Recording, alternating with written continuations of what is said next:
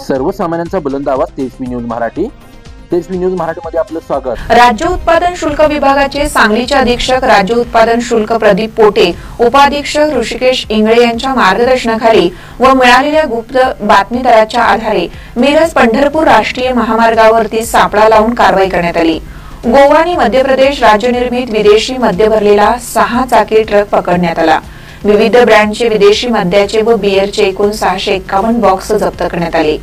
33 लाख रुपये किमतीचा मद्यसाठा आणि आयशर कंपनीचा 6 चाकी ट्रक असा एकूण 68,41,280 किमतीचा मुद्देमाल जप्त करण्यात आला. संशयित आरोपी जमीर अकबर मकानदार आणि शब्बीर अल्लाउद्दीन मकानदार यांना अटक करण्यात आली. सदर कारवाईत राज्य उत्पादन शुल्क विभागाचे मिरजेचे निरीक्षक दीपक बाळकृष्ण सुपे, जतचे निरीक्षक प्रभास सावंत, अजय लोंढे, लक्ष्मण पोवार, जयसिंग खुटावडे, उदय पुजारी, इरफान शेख, स्वप्नील आटपाडकर, विनायक खांडेकर, पुंडलिक बिरुंगे, कविता सुपणे, शाहीन शेख, स्वप्नील कांबळे आदींनी सहभाग घेतला. तपास राज्य उत्पादन शुल्क विभागाचे निरीक्षक दीपक बाळकृष्ण सुपे हे करीत आहेत.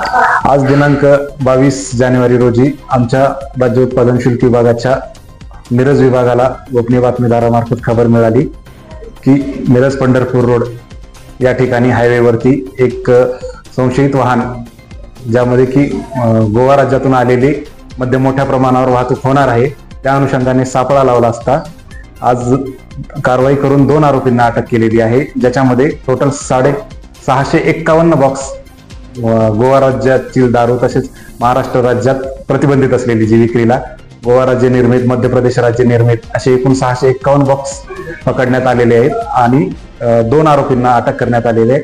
एकूण 68 लाखाचा मुद्देमाल या कारवाईमध्ये जप्त करण्यात आलेला आहे आणि पुढील तपास आमचे मिरजचे निरीक्षक श्री दीपक सुपे हे करीत आहेत.